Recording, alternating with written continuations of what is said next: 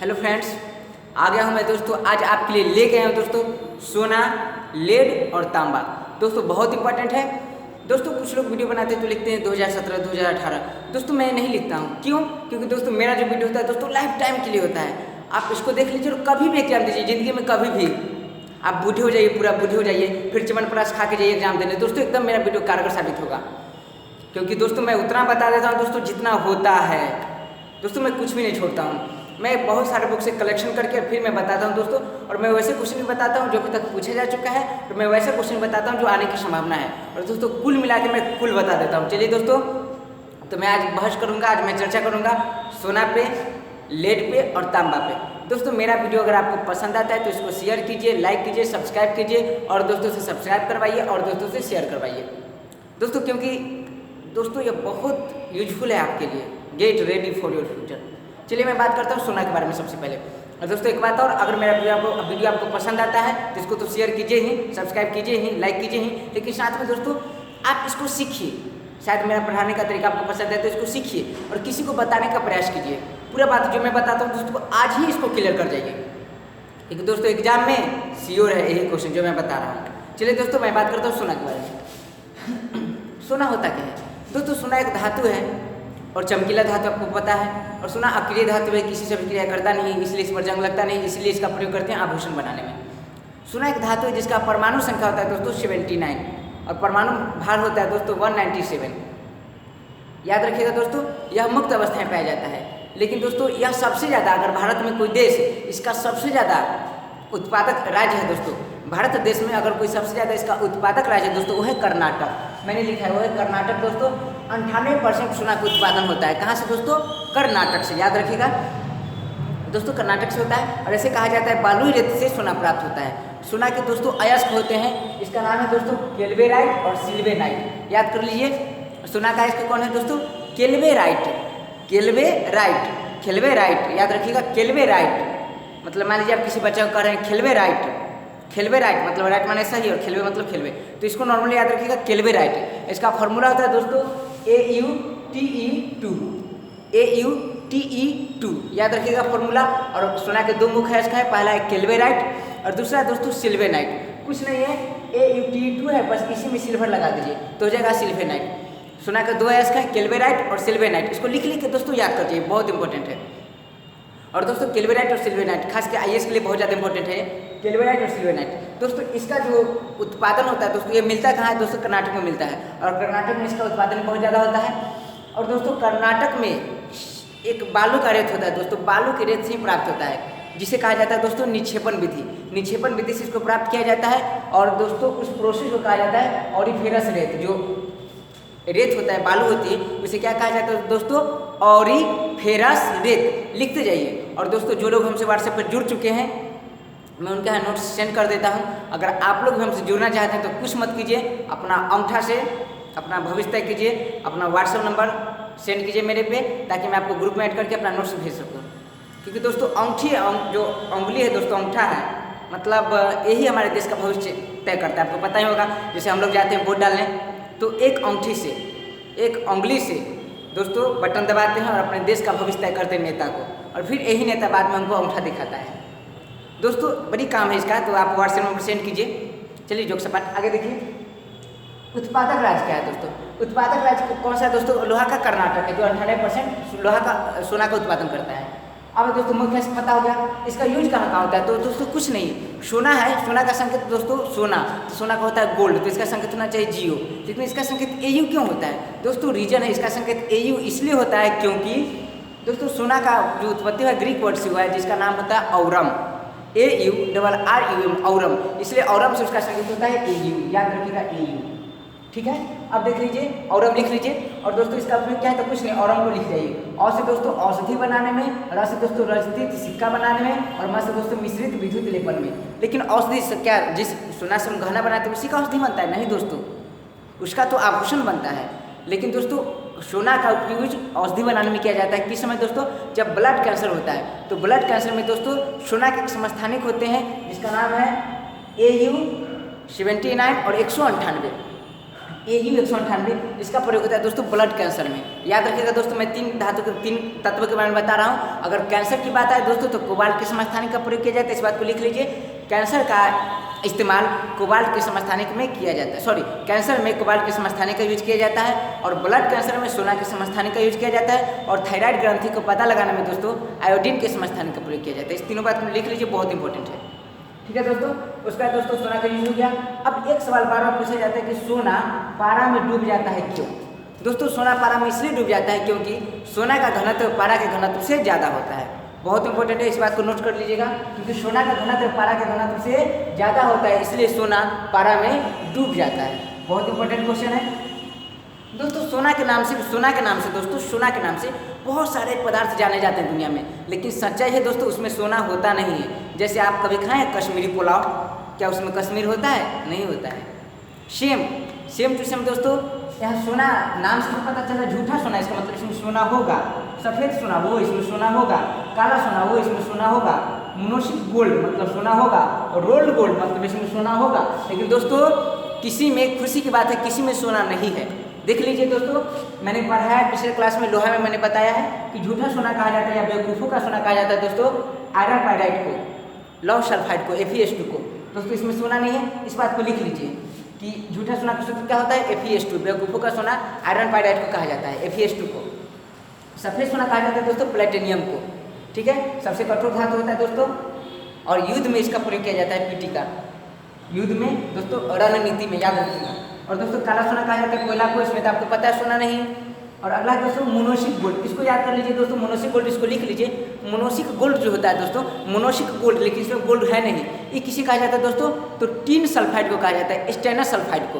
तो stannous sulphide का formula होगा SnS2। नोट कर लीजिए, मोनोसिक गोल्ड SnS2। दोस्तों किसी में सोना नहीं है। और मैं खास बात बताने वाला दोस्तों रोल्ड गोल्ड सोना, जब जाइएगा दोस्तों मीना बाजार, कलकत्ता में लगता है मीना बाजार या सोनपुर मेला, एशिया का प्रसिद्ध मेला, उसमें भी लगता है दोस्तों। उसमें अजीब अजीब आते हैं, 10 मतलब अजीब सब बेचते हैं, अजीब तरीके से बेचते हैं। रोल्ड गोल्ड दोस्तों, उसका मतलब नारा होता है ऐसे कि 10 रुपये से कम ना, भुतला गया तो गम ना, ऐसे नारा होता है दोस्तों। वो होता है दोस्तों सोना जैसा दिखता है लेकिन रोल्ड गोल्ड होता है।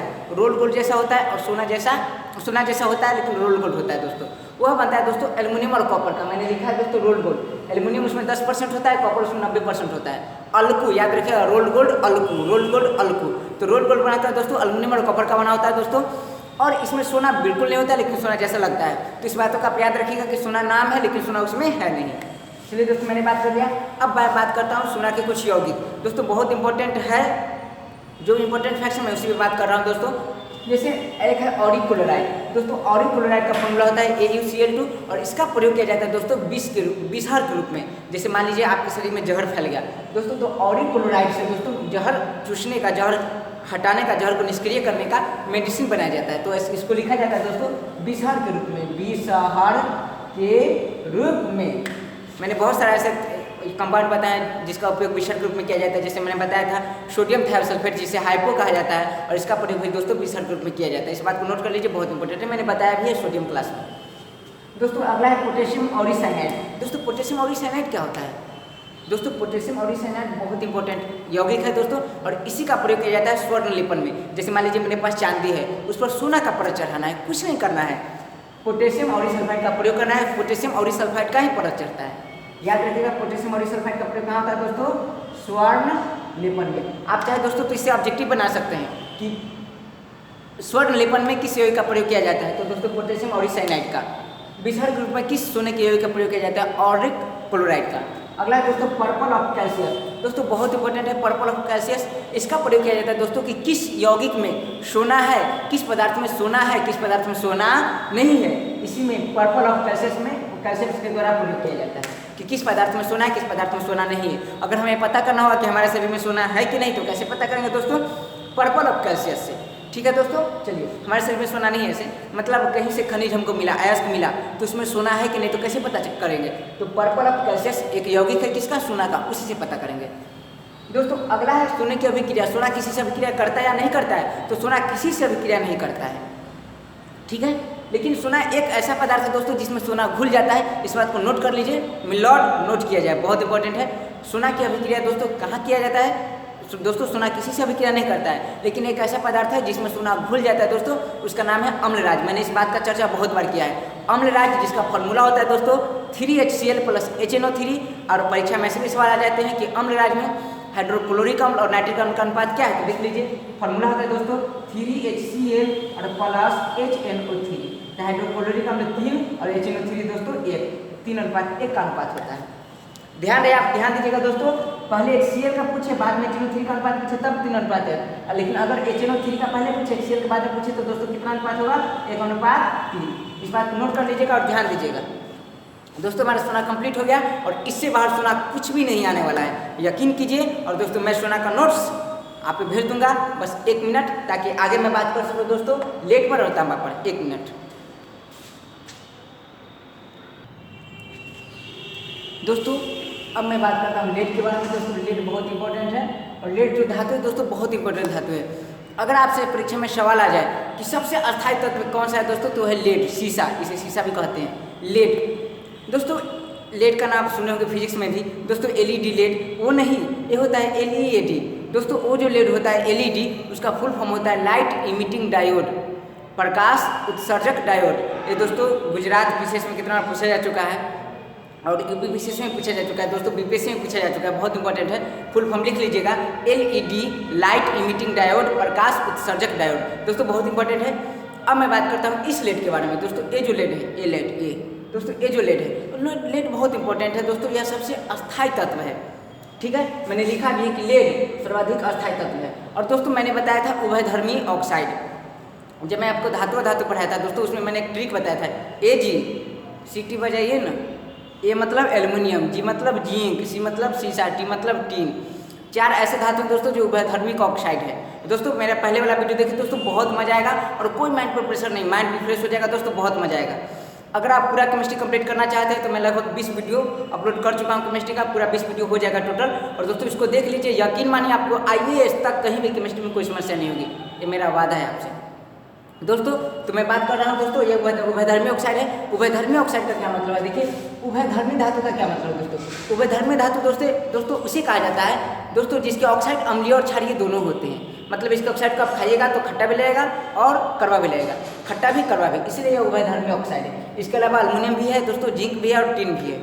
याद रखिएगा, मैंने बताया था AG, CT बजाइए ना। विशेष जानकारी के लिए मेरा वीडियो देखिए दोस्तों, मेटल एंड नॉन मेटल का वीडियो है दोस्तों, देख लीजिएगा, अच्छा काफ़ी अच्छा वीडियो है दोस्तों। लेड का अयस्क कौन है दोस्तों, लेड का अयस्क अगर आपको याद रखना तो याद रखें गैलेना। क्या है दोस्तों, गैलेना, गैलेना, इसको लिख लीजिए, lead galena, lead galena, lead galena. मतलब देख लीजिए दोस्तों, शीशा, शीशा कभी गलता है तो गलता है, लेकिन ऐसे खुली हवा में रखने पर तो नहीं गलता है। तो आपको याद रखना है लेड गैलेना, गैलेना दोस्तों, इसका फॉर्मूला होता है PbS।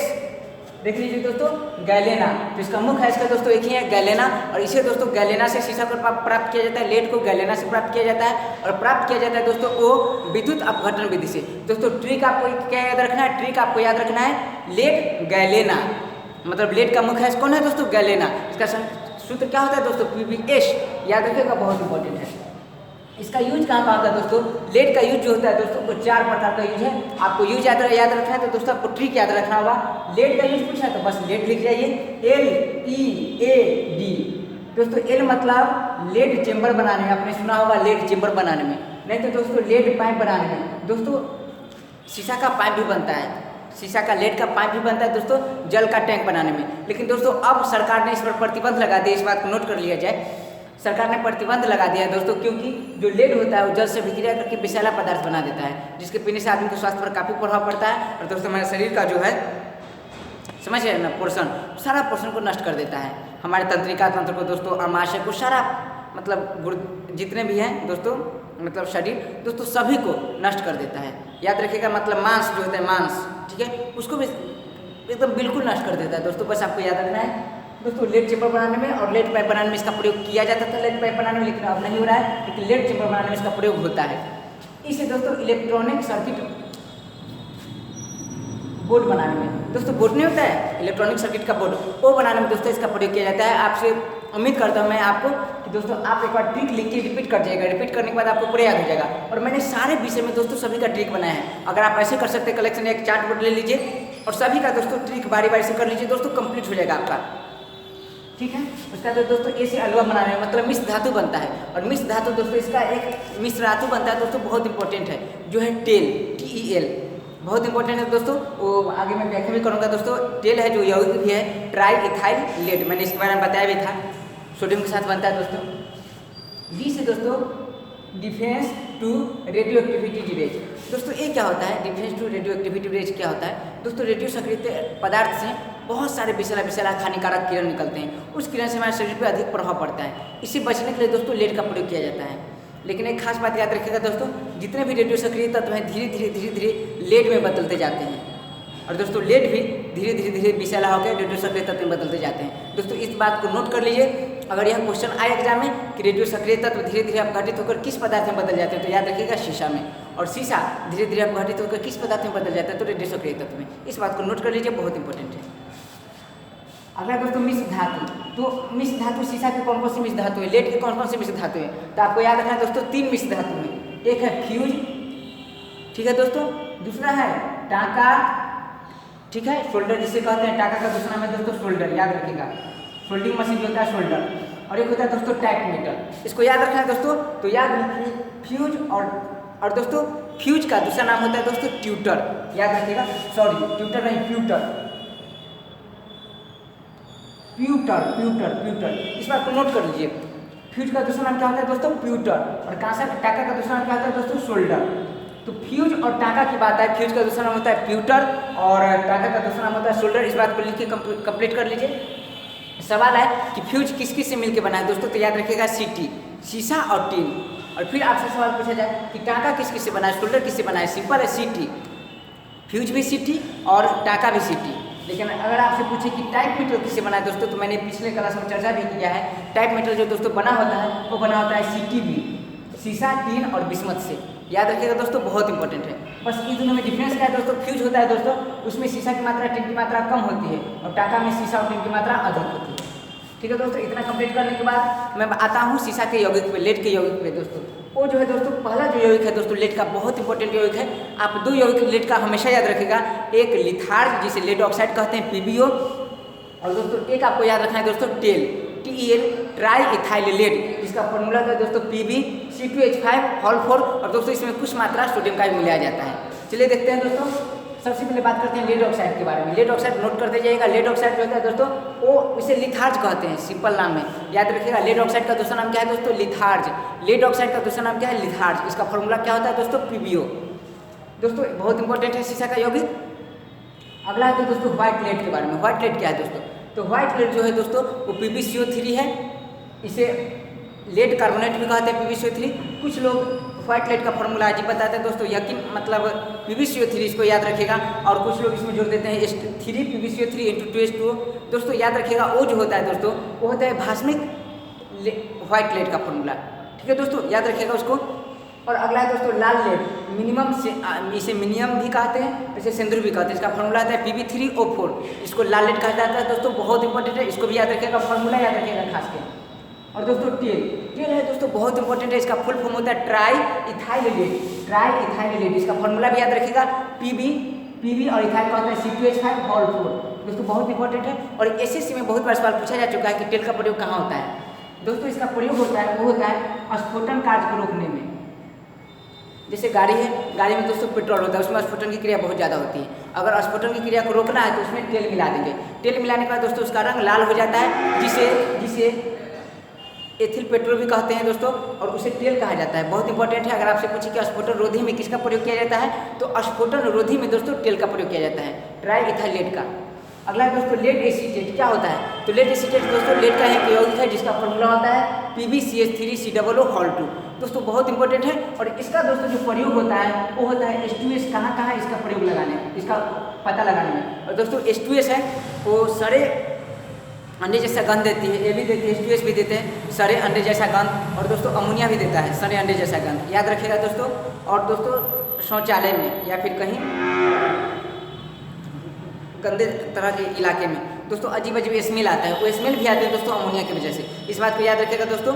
और खास बात H2S हो गया।